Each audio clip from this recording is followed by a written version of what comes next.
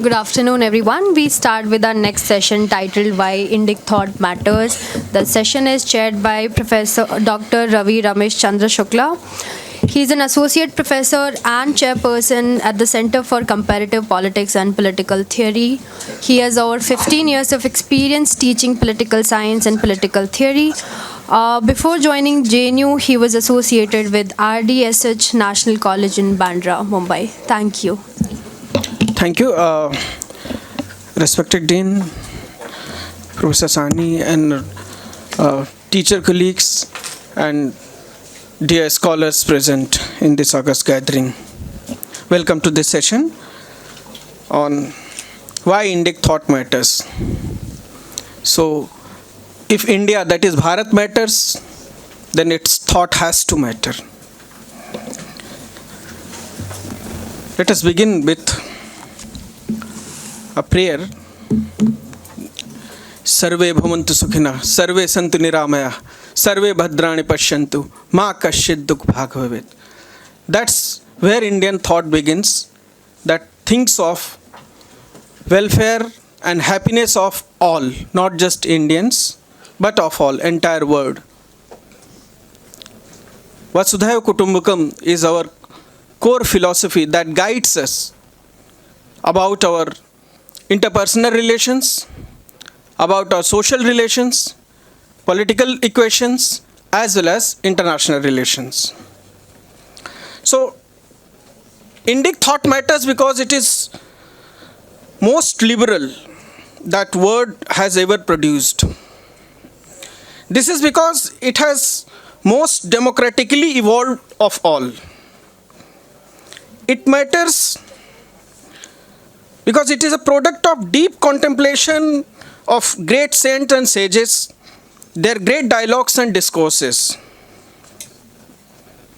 Bhadram ichhant rishihi swarvidya tapo agre tato rastram vaya ojas sujatam tadasmi devas sannu mantuhu.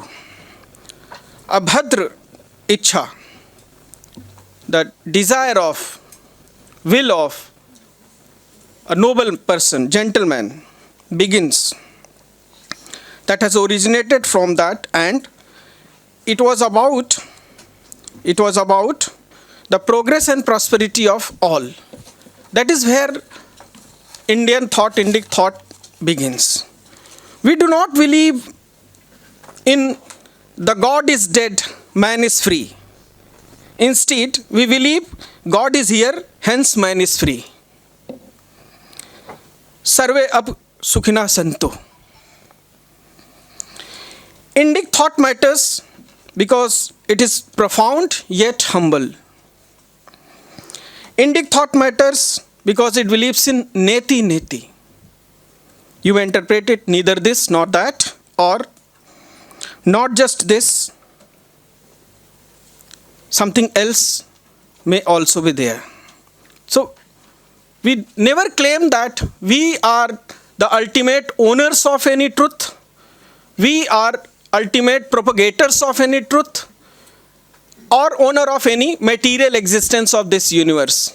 We believe in mutual coexistence. So, we are therefore the seekers.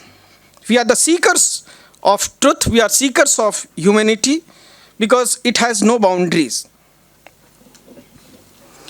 We find our virtue, our thoughts and its virtues can be located anywhere, everywhere, and in every person across the world, across the universe. In the word of Swami Vivekananda, hold your own values with one hand, close your heart, stretch your other hand into the universe and collect as much wisdom as you can. Collect wisdom.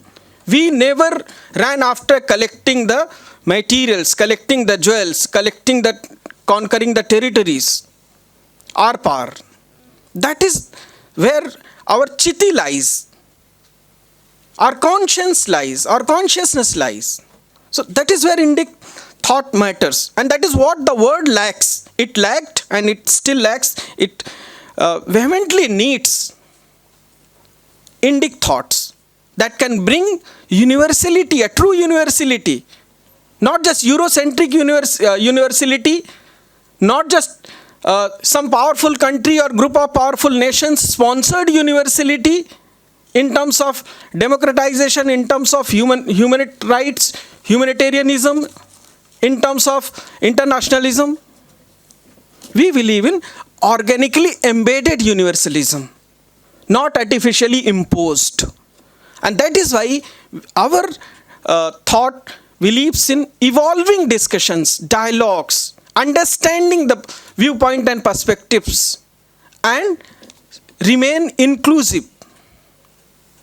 We have welcomed civilizations, we have welcomed religions, because we are a dharma-based civilization. Unlike Abrahamic organizations, Abrahamic religions, our dharma believes in beholding the truth. Our dharma, like Aitreya Upanishad says, all creatures and all creates, those that moves and those that do not move, are impelled by consciousness. Every creation and creature is impelled by its consciousness, whether it moves or doesn't move. It means we are not just thinking about living beings, living human beings or animals, flora and fauna. We are considering flora and fauna. We are considering this environment, nature as well. Before plucking a fruit, before plucking a flower also, there are guidelines. You should not do it after sunset because they are asleep. If you do it at all, it is our tradition. Just bow them, just pray them, and offer them something that I'm waking you at odd hours and please, it is my need, fulfill my need. That is our value. So how Indic thought can be harmful to anyone if we are not harmful to even non-moving, living or non-living creatures?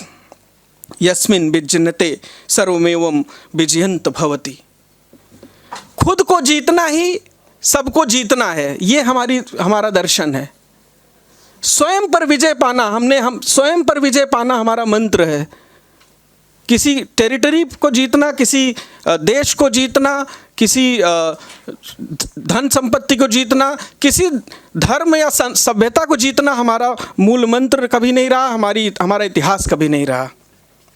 So Indic thought matters because most of the studies in West and left have demonized India as a land of primitive culture and a country of social abuses. Besides, they have refused to acknowledge the integrating culture and its ancient roots of this land. It also matters because the Eurocentric political models have failed, along with failures of Abrahamic religions in promoting peace and stability. Michael Danino, a French scholar right now working in IIT Gandhinagar, he says, pre-modern India had its own brand of multiculturalism emanating from its social and spiritual diversity. So before I open the floor for my learned colleagues to address this August gathering, I would say we believe in munde mata bhinna. So many heads, so many opinions. We believe in that. Ekam sad vipra bahudha vadanti. Truth is one, but wise man speaks of it variedly differently. Thank you very much. I would, without any further delay, I would request my colleague, Dr. Mollica Dastider, Associate Professor at Center for Comparative Politics and Political Theory, to address the gathering. Dr. Dastider, please. Thank you, the chair. I thank the chair and thank the organizers. I hope I am audible. Yeah, I was actually almost suddenly asked to present on some area where you don't feel confident if it is not your own area of everyday research. So I was not very confident to begin with. Even though I teach comparative political thought and my research is on political ecology, and I also research on modernity and marginality. But then, of course, as teachers, we are capable of speaking on something or anything given some time. But I must thank our Vice Chancellor, Professor Santishri Pandit, because on the inaugural day, she was very candid in her emphasis on an uniquely Indian perspective in global affairs that would stay for years to come, and not an Anglo-American concept which we consider as Indic when we just include ourselves in networks, global networks, and bring our perspective on that concept. So I felt a little more confident because it resonated my paper. So without much ado, I tried to quickly draft a paper. So please bear with me. This is I'm now a PhD student. This is my very first draft. My paper is titled The Cultural Power, very hurriedly titled, so India comes twice. The Cultural Power of Indian Thought, Indian theory, and practices in the Indian diplomatic discourse on the planetary. Dwelling on the cultural power of Indian philosophy, theory, and knowledge practices, the present paper explores the plausibility of an Indian diplomatic discourse on the planetary. The global climate crisis has driven the economic and military powers of the world to reluctantly realize that the global warming-induced climate crisis poses serious threats to one and all. The post-Western hegemonic world is most evident in the pluriversal assertion of knowledge cultures that challenge A, the universalism of Western modernity and its anthropocentric worldview, and B, it emphasizes on the need for multiple knowledge epistemologies in our planetary existence. The importance of Indian knowledge traditions must be invoked here as the world straddles the idea of pluriversalism to strive for regeneration and replenishment. In the absence of an international order in the contemporary world, marked by multiple prolonged wars, where big powers are almost acting like big bullies on the trade and tariff front, and above everything, the extreme climate conditions pose an all-pervasive threat. This world, perhaps provides India with the right time to initiate a global discourse on the planetary. Now, I plan to just broadly outline a plausible diplomatic discourse on the planetary, drawing from India's rich corpus of philosophical traditions, contemporary post-colonial theoretical interventions to the concepts of Western modernity, to that of TEK, traditional ecological knowledge practices of the indigenous Indian tribes in the 5th and 6th scheduled areas. A proactive India can remind the world at a diplomatic and cultural level the Indic perspective of peaceful coexistence through the principles of Panchshila and the Gandhian power of passive resistance to unfair laws, implying trade regimes. As both these principles never lose its relevance for the global community of nations. It was Indian philosophical tradition of Panchshila that had acted as a solid pillar for Indian diplomacy in a world of multiple wars in the 50s, and had given her the pioneering role for steering for an Afro-Asian unity and the non-aligned movement. The present-day post-Western hegemonic world, caught in the bind of anthropogenic climate disruptions, too presents India with a similar situation to push for an Indian narrative on the peaceful coexistence and passive resistance to unfair trade laws and regimes. The Indian discourse for global peace and climate change mitigation can hinge on a twin theme: A, cessation of prolonged wars, and B, cultural empowerment through Indian knowledge systems on our planetary existence, that is, our coexistence with the natural world. To begin with, an international training program on the Indian philosophical ideas and on the ideas of coexistence can be a program to begin with, a program that would educate on the philosophical ideas of non-dualism, on the consciousness study, and to that of the Buddhist guidelines of peace and ahimsa, as well as on the significance of the post-colonial interventions in exposing the limitations of the many modern concepts. India's international initiative may also offer to train the diplomats of the global south and the war-affected countries in chartering agreements on non-aggression, both at the military and tariff level, based on the principles of Panchshil, and namely Dharma, Nyaya, Niti, Satya, Shanti, whereas the Gandhian principle of active non-cooperation and passive resistance to unfair laws can mobilize collective cooperation, non-cooperation, and even withdrawal of trade with the terms dictating countries as a method of passive resistance. On the intellectual front, an Indian discourse on the planetary would be on the significance of the Indian philosophical and knowledge traditions, making the corpus of Indian knowledge traditions significant, if not an inevitable, global perspective to negotiate with our collective planetary existence. As I said, an international training program on the significance of the sacred and the secular, of the modern and the non-modern, in terms of Indian value system and traditional ecological knowledge system can be conceived. India needs to harp on the meaning of civilization.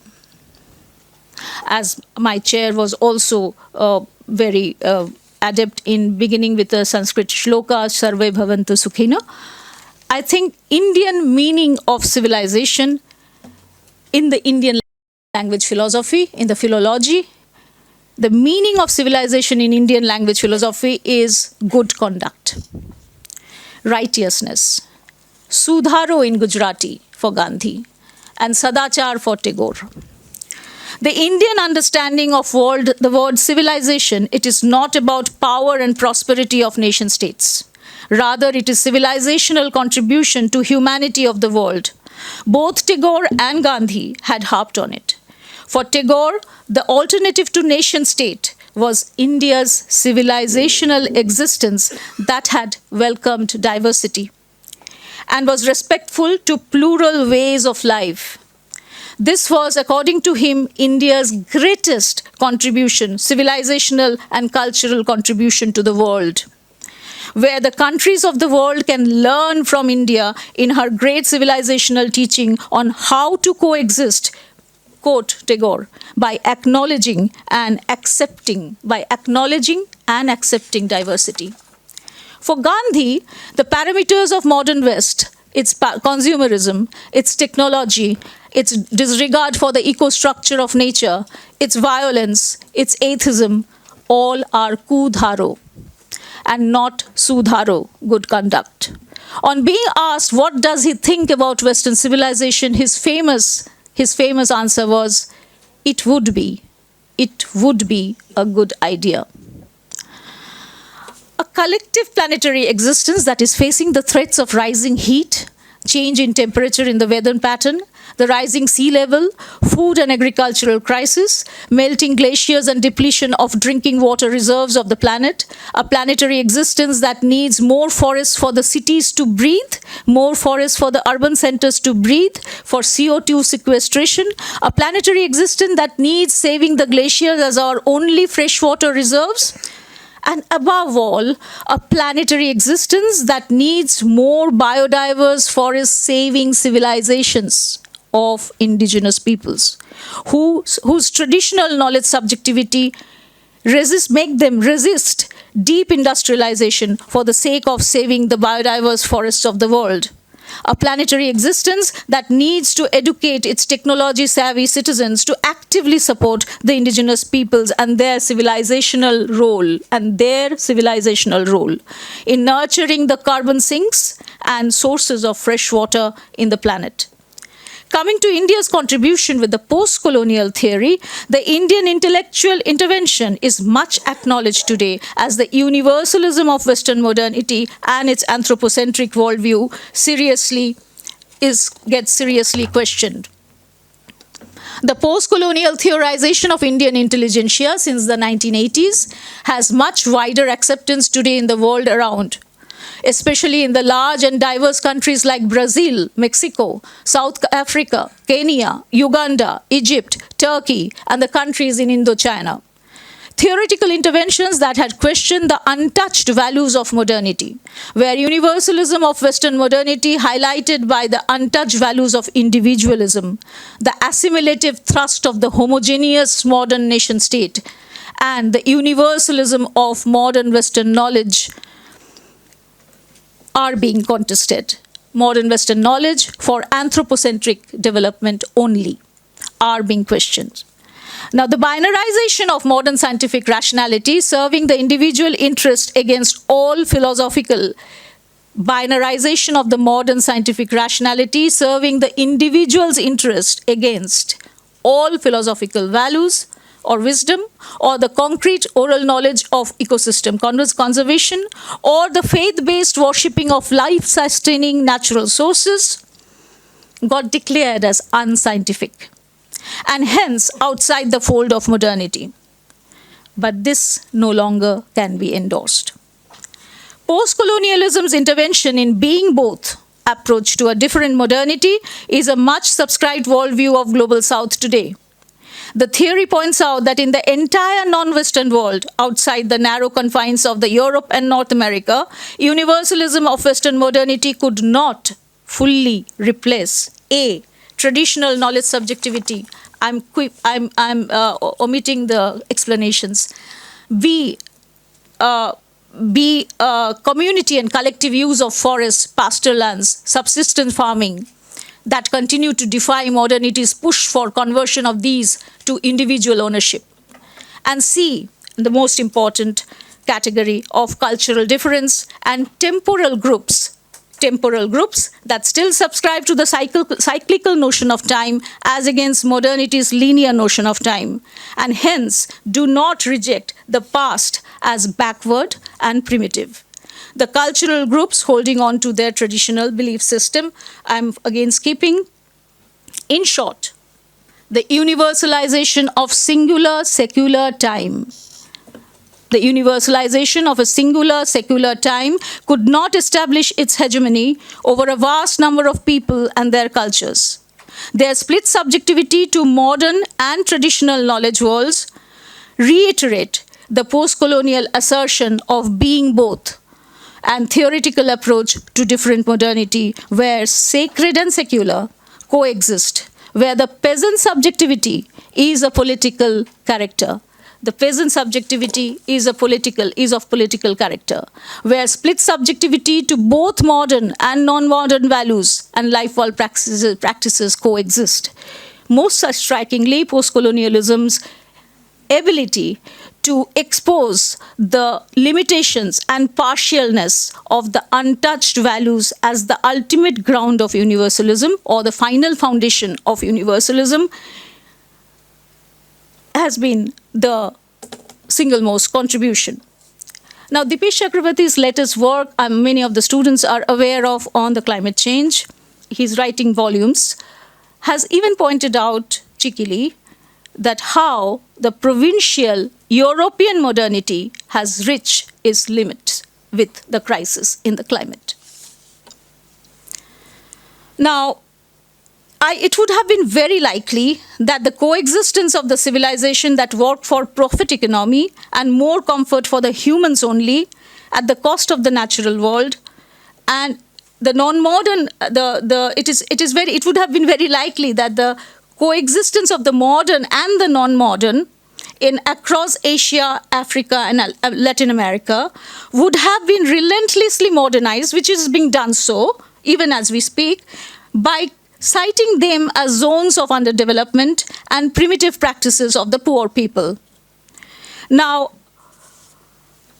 these instances of existences, nevertheless, are plenty. Shall I quickly go through them. Yes, very quickly. The Brazilian rainforest, where the indigenous peoples were, after Bolsonaro, guarding it as life giver for future generations and not as natural resources for industry. The Oaxaca region of South Mexico, where the Chiapas are best governing the local ecology through its autonomy of self-governance. The Maori regions of Aotearoa that govern and nurture the regional ecology through Maori traditional knowledge, or the inclusion of the philosophy of Ubuntu in the modern knowledge curriculum of South Africa, or the peasants in the Indochina making their traditional farming practices intrinsic to the modern economy. And certainly the lived practices of the Indian indigenous tribal communities in the Indian Central Tribal region and in the Northeast, as well as in the highlands of Himalaya, are exercising local self-governing rights under provisions of 5th and 6th schedule of the Constitution. To best preserve the local ecology of forests, hills, mountain streams, and natural sources of water. The high Himalayan pasture lands and the East Himalayan biodiverse hotspots through TEK traditional ecological knowledges, and in many areas through traditional livelihood practices and customary laws. But the paper would point out that in spite of the modernization, the climate change related extreme climate events in the recent years, namely the rising heat, the frequent floods, severe storms, alarming air quality in the urban areas, depletion of groundwater level, changing temperatures, and the weather patterns affecting food production. The crisis in the climate has forced the modern world and its policymakers to note of these culturally different existences as sites offering the much-needed forested and natural zones for carbon sequestration and regenerating freshwater reserves. Coming back to the narrative of this paper, an Indian discourse on the planetary based on the Indian philosophy and knowledge traditions can become India's cultural power in the global affairs, especially in the post-Western hegemonic world, where, in the words of Wolfgang Sachs, the development dictionary man, global warming and climate change have cast serious doubts on the faith that developed nations are pinnacles of evolution. In the current phase of global affairs, an unfolding of a global diplomatic discourse on the planetary based on India's distinctive philosophy, knowledge traditions, and practices to reorient the post-Western hegemonic world to a holistic knowledge system that can address Western modernity's attention to the crisis in our planetary existence, and subsequently to multiple knowledge approaches of addressing that reality. Now, if Sweden can still run a global program to keep the legacy of its first Secretary General of the United Nations, Dag Hammarskjöld, alive by running several short-term international training programs and workshops for disseminating information and educating the diplomats, the bureaucrats, the journalists, the academia, members of the academia, on several UN programs of peace. If Norway, in spite of being a NATO country, can offer its good officers to negotiate peace agreements in conflict zones, India, with its impeccable history of being a non-aggressor country, must engage with an Indian discourse on global peace and the planetary well-being. Now, I come to the final section very quickly. As I was searching for India's educational diplomacy, the Ministry of Education website I found is talking about IKS, not indigenous knowledge, but Indian knowledge systems. IKS on Indian knowledge system to be introduced in the colleges of our universities, and with the curriculum mostly on yoga, Vedic maths, Ayurveda, and Sanskrit language. Now, this website also mentions, the Ministry of Education website on IKS, Indian Knowledge System, also mention the tribal forest management qualities. It also mentioned the tribal crop cultivations. It also mentioned the tribal ethnomedical practices. However, they do not feature in the curriculum. Now, the paper I am giving that outline is a slightly different version, slightly different from introducing these courses as Indian knowledge system only. The thrust in this paper is to advocate for an Indian epistemology of philosophy, theory, and practices. Thus, to begin with, an international training program on the Indian principles of dharma, nyaya, niti, satya, and shanti for global peace and diplomacy, on Indian philosophy of Vedantic non-dualism, on the Buddhist path of ahimsa and peace through righteousness, the Gandhian path of truth and non-violence and passive resistance to unfair laws and regimes, and the Tagorean civilizational universalism, along with Tagore's first decolonial critique. It may be noted here that Tagore's critique was not post-colonial. It was a decolonial critique of the modern European nation state and its sectarian nationalism. And then coming on to the contemporary post-colonial realities and its theoretical interventions of being both in the categories of sacred and secular, ecology and economy, and in multiple knowledge systems for a culturally plural modernity.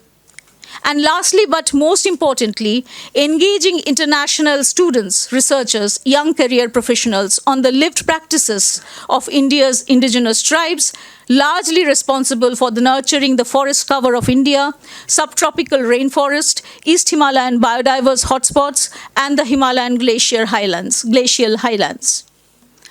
The above reflections, I do hope, would help the initiated and the researchers on India in the world, as well as the strategist on Indian cultural power diplomacy, to capitalize on its wide spectrum of Indian knowledge traditions and present before the world the Indian epistemology for planetary stability. Finally, I could not resist myself for an attempted translation that I had done of Tagore's poem Matri Abhishek. Tagore's poem, a small poem, Matri Abhishek or Matri Abhishek. So I had attempted also getting ideas from other translations which I did not like. So here goes Matri Abhishek. Awake in consciousness, O my mind, for here on the shores of India is the confluence of all. Aryans, non-Aryans, Dravida, Chin, Sakas, Hunas, Pathan, Mughal, all met here and stayed back to form the great ocean of humanity. So, come Aryans, come non-Aryans, Hindu, Musalman, come English, come Christian, come O Brahmin. Come, O Brahmin, purify your mind and hold hands of all. Come the downtrodden, shake off your insults. Come fast, mother awaits. Your coming together. Mother awaits your coming together. It is your coming together makes the ancient land the holy pilgrimage for humanity. Thank you very much.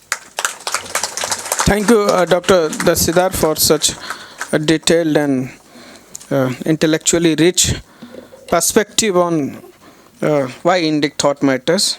Now, without any further delay, as we are running short of time, I would like to invite Dr. Pravesh Kumarji, Assistant Professor at Center for Comparative Politics. Dr. Pravesh Kumarji, an academician to the core.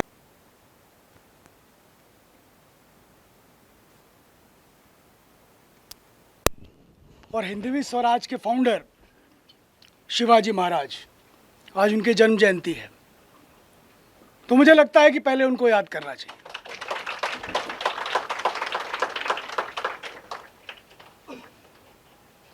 मेरा बहुत ज़्यादा अनुभव paper presentation का तो रहा नहीं, क्योंकि हमेशा से बोलने का एक रहा मेरा, पर डीन सर ने, मेरे चेयरपर्सन, दोनों का बहुत धन्यवाद, बहुत आभार कि मुझे इन्होंने मौका दिया बोलने के लिए। वाई इंडिक थॉट मैटर्स पर मुझे बात करने के लिए कहा गया। भारत के चिंतन, भारत की परंपरा, और अगर भारत को समझना चाहते हैं तो भारत को भारत के भीतर घुसकर भारत के चिंतन, भारत की परंपरा, भारतीय भाषा, उसके आधार पर ही हम भारत को जान सकते हैं। ऐसे नहीं जान सकते। कारण क्या है कि हर एक व्यक्ति जैसे होता है, उस व्यक्ति का अपना एक नेचर होता है, उसकी प्रकृति होती है। उसी प्रकार का नेचर, प्रकृति एक समूह, एक समुदाय की होती है।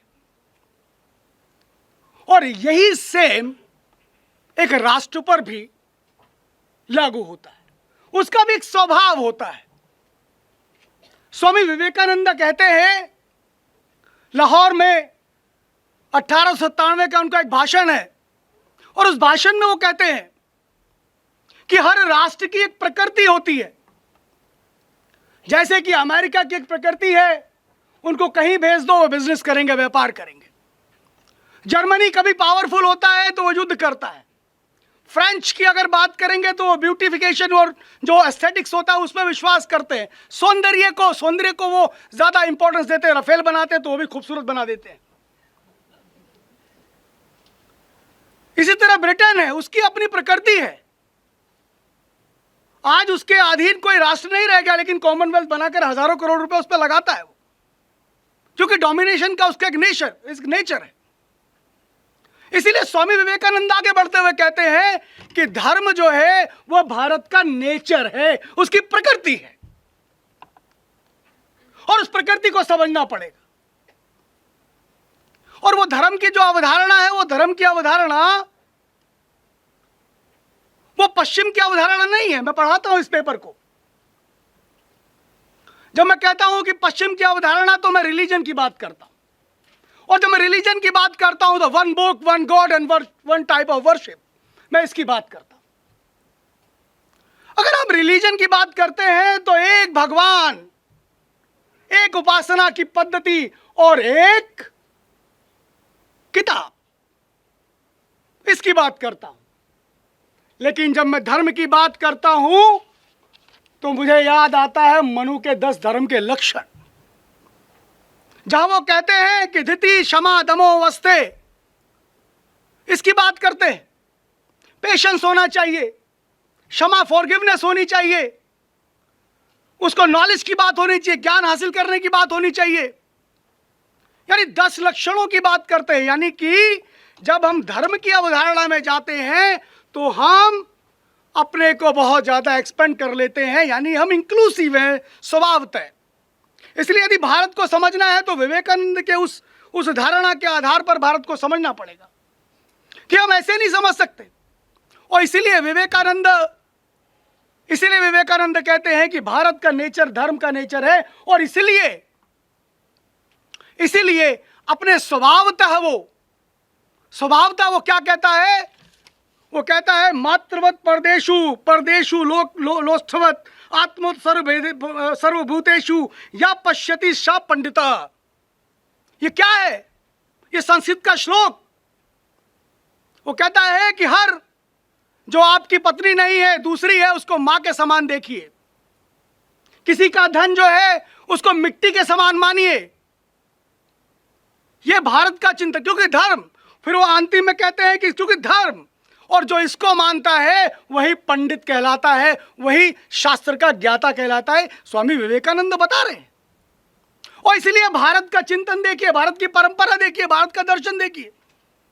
भारत जब मजबूत होता है, शक्तिशाली होता है, तो एक योगी निकलता है और वो कहता है बुद्धम शरणम गच्छामि, धम्मम शरणम गच्छामि, संघम शरणम गच्छामि। उसका मंत्र लेके जाता है और पूरे दुनिया के अंदर बुद्धिज्म का प्रचार करता है। ये भारत का चिंतन, भारत की परंपरा है। इसलिए इसको भारत को समझना है तो इसे समझना पड़ेगा। और इसलिए इंडिक नॉलेज वो मैटर्स करती है, उसका महत्व है। क्योंकि आप देखिए, उनका जो नेशन का पूरा कॉन्सेप्ट है, पश्चिम का जो पूरा नेशन का कॉन्सेप्ट है, वो एक भूमि पर, एक ज्योग्राफिकल एरिया पर, एक लैंग्वेज पर, एक रिलीजन पर और एक परंपरा को मानने वाले लोगों को मिलाकर एक राष्ट्र की संकल्पना, नेशन की संकल्पना करते हैं। पर भारत क्या उनके नेशन की परिभाषा में फिट बैठेगा? नहीं बैठेगा, बैठ ही नहीं सकता। क्योंकि हमारे यूपी में कहावत है कि 10 कोस पर पानी बदले 4 कोस पे भाषा, या 10 कोस पर भाषा बदले 4 कोस पर पानी। यानी 10 कोस के अंदर तो पानी भी बदल जाता है, भाषा भी बदल जाता है। यानी कि बहुत सारे नेशन हो गए। वहां जाकर कश्मीर में देखिए कुछ अलग बात हो रही है, वहां दक्षिण में जाकर देखिए कुछ अलग बात हो रही है, कुछ अलग अलग चीजें। खान पान अलग है, बोली भाषा सब कुछ अलग है, पहनावा भी अलग है। लेकिन वो कच्छ में बैठ करके मंत्र जो पढ़ता है, सर्वे भवन्तु सुखिना का मंत्र पढ़ता है, और वो जो वहां कामरूप आसाम के अंदर बैठकर, त्रिपुरा में बैठ करके वहां पर भी बात करता है, तो सर्वे भवन्तु सुखिना की बात करता है। यानी कि कहीं ना कहीं कनेक्ट है जो हमें जोड़ कर रखता है। वो कहते हैं कि नेशन नहीं है, स्ट्रैटेजी का बहुत बड़ा इसके ऊपर एक कॉन्सेप्ट पूरा देता है जो स्ट्रैटेजी। वो कहता है कि कैसे हो सकता है नेशन, कैसे राष्ट्र बन सकता है भारत। भारत तो बहुत सारे राष्ट्रों का एक समूह है, लेकिन हमने देखा कि हमारे यहां कन्नौज से निकलकर अभिनव गुप्त आसाम कश्मीर में जाकर के शैवाचार्य को स्थापित करते हैं, शैव मठ को बनाते हैं और शैव दर्शन को देते। कहने को तो कश्मीर अलग हो गया, उत्तर प्रदेश अलग हो गया, लेकिन तत्व एक है, बात एक। अभी कुंभ में देखिए, मैं 4 दिन वहां रहकर आया, भाषा नहीं जानते, चले आ रहे हैं। रेलवे स्टेशन से कुंभ की दूरी लगभग, जहां मेला है, लगभग 14 किलोमीटर है। दक्षिण से लोग आ रहे हैं, पैदल चले जा रहे हैं। गुजरात से कोई आ रहा है, कोई कश्मीर से आ रहा है, सब चले जा रहे हैं और सब स्नान करके आ रहे हैं। गंगा को वो पवित्र मान रहे हैं, उसके प्रति वो आस्था रख रहे हैं। ये गंगा का तत्व, ये गंगा हमको जोड़कर रख रही है। इसलिए जब आदि शंकराचार्य की बात हम करते हैं, आदि शंकराचार्य जोड़ते हैं, मठ बनाते हैं। शंकर को देखिए, मुझे याद है कि जब निधि समर्पण का अभियान चल रहा था, यानी कि जब राम मंदिर का निर्माण हो रहा था, तो कैसे त्रिपुरा में बैठी हुई एक महिला, वो झारखंड में एक हीरमबाई, वो किस प्रकार से अपना एक अटैचमेंट दिखा रही थी उसके लिए, जो वहां त्रिपुरा से लगभग कितने हजार किलोमीटर होगा, उसने सुना भी नहीं होगा, उस तरह से उसके साथ कोई जुड़ाव भी नहीं होगा। लेकिन वो असम में खरबिस जाति के लोग कहते हैं कि हम तो सुग्रीव के वंशज हैं। ये भारत है, ये भारत को समझने की जरूरत है। ये भारत की ज्ञान परंपरा है, और जो क्या करती है, जो सदैव एक दूसरे के साथ जोड़ने की बात करती है। हम अगर कल्याणकार की बात करते हैं, योगक्षेम की बात करते हैं, तो हम क्या कहते हैं? हम कोई इसको जबरदस्ती लेने की बात नहीं करते। सिर्फ विवेकानंद कहते हैं, वो कहते हैं मुझे गर्व है कि मैं ऐसे धरती से आया हूं और ऐसे रिलीजन से बिलोंग करता हूं जो टॉलरेंस की बात करता है, जो यूनिवर्सल एक्सेप्टेंस की बात करता है। हमको टॉलरेंस सिखाने की जरूरत नहीं है, हम ऑलरेडी हैं, हमको दिखाने की आवश्यकता नहीं है किसी को। ये स्वामी विवेकानंद ने उस समय जाकर के शिकागो के अंदर कहा, और उसके बाद जब श्रीलंका में आते हैं तो श्रीलंका में बौद्ध मठ के द्वारा ये बात कही जाती है।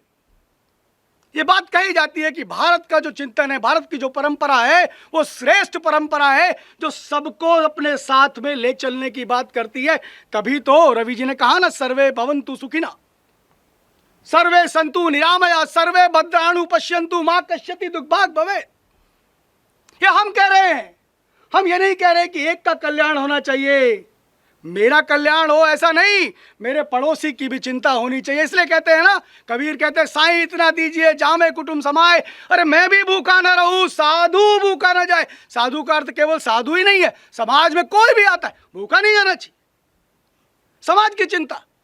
और इसलिए हमारी मां अनपढ़ होगी, वो समझदार नहीं है, वो गांव का व्यक्ति, गांव में जो रहता है, जिसको हम समझते हो गिटपिट अंग्रेजी नहीं बोलता, लेकिन समझदार देखिए वो कितना है।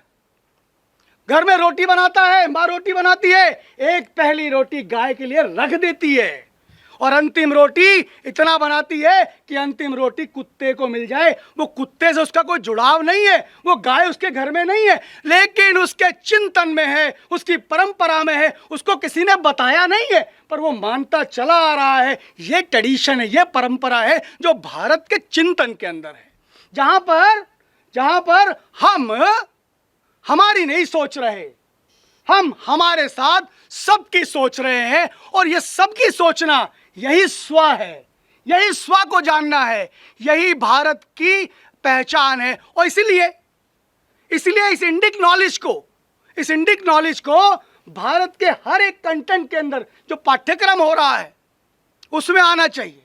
मैडम ने कहा कॉलेज में, यूनिवर्सिटीज में 8वीं के बाद से IQS पढ़ाया जाए, इंडियन नॉलेज सिस्टम के बारे में बात करना शुरू होगी, क्योंकि मैं उसमें जुड़ा हुआ हूं इसलिए मुझे जानकारी है।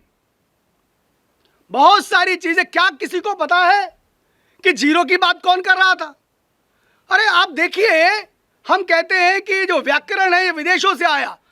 मैं जब सर्च कर रहा था तो मुझे पता चलता है कि दक्षिण के अंदर बहुत पहले, तमिलनाडु में बहुत पहले इस व्याकरण पर बात हो गई। 20वीं सदी में जाकर के वेस्ट में व्याकरण का विषय आया। हमारे यहाँ कितना पहले व्याकरण का विषय सारा आ गया, पर हमने क्या अपने बच्चों को बताया? हमने क्या अपने समाज में बताया? नहीं बताया। और इसलिए इसको मैं तो डीन सर को बहुत बहुत धन्यवाद करता हूँ इस चीज़ के लिए कि इन्होंने कम से कम ये टॉपिक चुना और ऐसा ही इसमें चुना कि कम से कम हमको पता तो चले। अब फॉरेन पॉलिसी के बारे में बात करते हैं, क्या मंडल का सिद्धांत हमने पढ़ा नहीं है? क्या कौटिल्य हमारी फॉरेन पॉलिसी के अंदर हिस्सा नहीं हो सकता? क्या शांतिश्री जी, पंडित जी, हमारी वीसी अक्सर वो बोलती हैं इस बात को, क्यों नहीं होना चाहिए? क्या मंडल का सिद्धांत, सप्तांग का सिद्धांत ये हमारी फॉरेन पॉलिसी के अंदर हमको पढ़ाया नहीं जाना चाहिए? लेकिन नहीं पढ़ाया जाता। इंडियन पॉलिटिकल थॉट में हम उसको पढ़ते हैं। तो कहने का मतलब ये है कि भारत के चिंतन को, भारत की परंपरा को हमें समझना, जानना चाहिए। क्यों? क्योंकि हम सब भारत के लोग रहने वाले हैं, इसलिए हमको ये सीख समझनी चाहिए। हम ही कहते हैं सहना भवतु सहनो भुनक्तु सह वीर्यम करवावहि तेजस्विनावधीतमस्तु महाविद विषावहि। हम ही कहते हैं कि गुरु और शिष्य साथ साथ मिलकर संवाद करे, बात करे। जो लोग कहते हैं कि डिबेट नहीं, डिबेट का कल्चर नहीं, डिबेट भारत के अंदर डिबेट का ही कल्चर है। डिबेट ही होती है, लोग बात करते हैं, चर्चा करते हैं, परिचर्चा करते हैं और फिर पहुंचते हैं। ये कुंभ भी इसी का प्रयोजन है। कुंभ में और कुछ नहीं है, यही प्रयोजन होता है। कहने का मतलब यह है कि भारत की चिंतन, भारत की परंपरा जो एक ग्रेट फिलॉसफी है, और हम सब को गौरव इस बात का है कि केवल भारत ऐसी भूमि है जहाँ पर हम कहते हैं कि हमारी मातृभूमि है, उसको छूते हैं, उसको प्रणाम करते हैं। और ईश्वर ने कितना बेहतरीन बनाया भारत को, हर तरह का क्लाइमेट, हर तरह के मौसम, हर तरह का फ्रूट, हर तरह की चीज़ें। और इसलिए कहता है ना, वैदिक ऋषि कहता है कि हिमालयम समारभ्यम यावद हिंदू सरोवरम तम देव निर्मितम भूमि हिंदुस्तानम प्रशस्तित है। यानी कि देवताओं के द्वारा निर्मित भूमि, तभी तो इतनी खूबसूरत है, तभी तो इतनी सारी विविधता है। एक और समझने की ज़रूरत है, हम यूनिटी में डाइवर्सिटी है, यानी विविधता है, और उनको एंजॉय करते हैं, उनको हम टॉलरेट नहीं करते, उनको हम उत्सव की तरह मनाते हैं। ये भारत की खासियत है, ये भारत की विशेषता है। इसलिए हमारे नॉलेज सिस्टम के अंदर, हमारी चीज़ों के अंदर, हमारी किताबों के अंदर भारत के ये चिंतन, ये परंपरा आनी चाहिए। इसी का मैं अपनी बात को कहकर अपनी बात ख़त्म करता हूँ। बहुत धन्यवाद।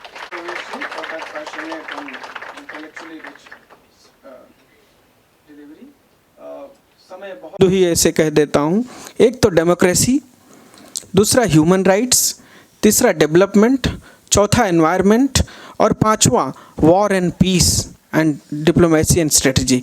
ये 5 चीज़ें जो है, पंचरत्न जो है, ये they are less explored, less focused and they have huge potential to contribute to the international theories because they have universal elements. So I stay my case here. Thank you so much, Honorable Dean, organizers. Thank you, my co-panelist, Dr. Dastider, Dr. Pravesh Kumar ji, for enriching this session. Thank you so much. If परंपरा के हिसाब से सवाल जवाब अगर permission है तो कुछ एक आधे प्रश्न हम ले सकते हैं। यहाँ से शुरू करें सर। आप हाँ, आप बहुत संक्षेप में मैं डीन साहब की अनुमति से और ऑर्गेनाइजर से ये कहूँगा कि एकदम एक लाइन का प्रश्न रहेगा तभी मैं लेने दूंगा, नहीं तो मैं वहीं रोक दूंगा और अगले पर चला जाऊंगा। मुझे डिलीवरी उस पर नहीं चाहिए, प्लीज़। सॉरी, मैं थोड़ा सा अब्रप्ट साउंड कर रहा हूँ, लेकिन समय की मर्यादा है, मुझे क्षमा करें। Thank you. My question is to Professor Dastider. Ma'am, you talked about India assuming knowledge leader position in the world. So wouldn't that be contingent on optimum, minimum or optimum mix of discourse of power and knowledge? And it would also be contingent on first India being confident of its own knowledge traditions. The question was that wouldn't that the pedagogic approach would require the minimum optimum mix of discourse of power with discourse of knowledge, and India being confident of its own knowledge, intellectual knowledge traditions. Thank you.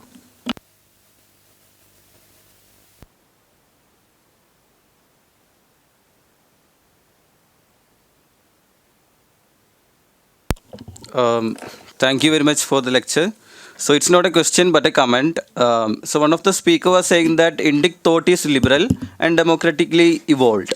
So I just wanted to know that even when you look at the syllabus of ancient Indian political thought here, there is no mention of Tirukural, Telugu tradition, Punjabi tradition. So, and also speaker has mentioned about universality, which is something hegemonic. If you are saying that Munde सवाल क्या है? then you have to talk about multiversality, which is something called decolonization. ठीक है, Walter Mill. well taken, your opinion So well I'm saying taken. that the hijacking of decolonization is something I cannot agree with. So Indic thought has to be inclusive, not North India centric and Brahmanical Indic thought. Thank Yes, you are invited to enrich it. We welcome your thoughts. You are invited to enrich us, including the syllabus. We invite the scholars. Yes. Last, बस आप पीछे जो है Yes, good afternoon, sir. My name is बस ये Aman. last I'm a है। PhD scholar currently at Center for Russian and Central Asian Studies. So my question is with Dr. Mollica. So, ma'am, you mentioned that Indic thought embraces nature through a faith-based system. If this thinking is deeply ingrained in our society, why don't we see its materialization in the form of cleaner cities, rivers like Yamuna in the good shape, or better environmental practices? If our civilization has such strong environmental consciousness, why is the practical outcome so different? Meanwhile, in the West, where environmentalism is so often approached through a scientific policy rather than the faith, cities and rivers are in a much better condition. So how do we reconcile this gap between belief and practice? Thank you. Dr. Dastider, please, within 2 minutes.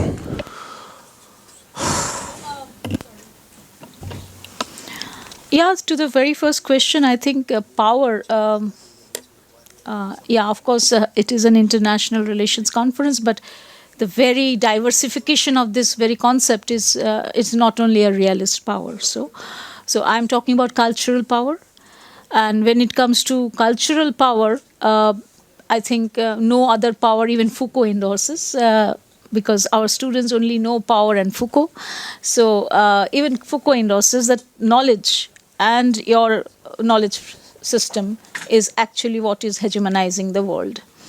So I think that was the question to answer to you. And most importantly, yes, I do agree. This actually evokes a larger discussion. This evokes a larger discussion. I'm afraid we don't have time.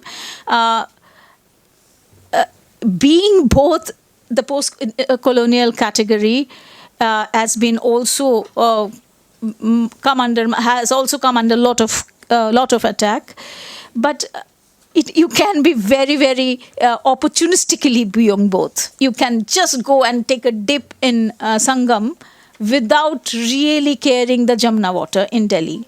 So if you actually look at the Jamuna water in Delhi, can you think of taking a dip with the same Jamuna water going to the Sangam? So Indian middle class, Indian modern Indian citizens are very, very opportunistic in taking the best of the both. Could I request? Yeah, sorry. I wanted to request you. Your translation is very good, but why don't you recite the original in Bengali, Maitri Abhishek? Maitri Abhishek? I could have. Yeah. Anybody can give it to me on mobile. If anybody can help me, I can do it. Do you want?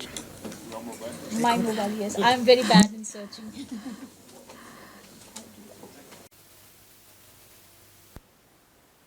Yes, Aparaj. Please stay in your place for 30 seconds more. Be there. I'm sorry, it is just the last paragraph, not the one. এসো হে আর্য, এসো অনার্য, হিন্দু মুসলমান, এসো আজ তুমি ইংরেজ, এসো খ্রিস্টান, এসো ব্রাহ্মণ, সূচি করো মন, ধরো হাত সবাকার, এসো হে পতিত, হোক অপনীত তোমার সব অপমান ভার, মার অভিষেক, এসো এসো তরা, মঙ্গল ঘট হয় নিজে ভরা, সবার পরশে পবিত্র করা তীর্থ নীরে। Thank you. धन्यवाद। ओम शांति। ওম শান্তি।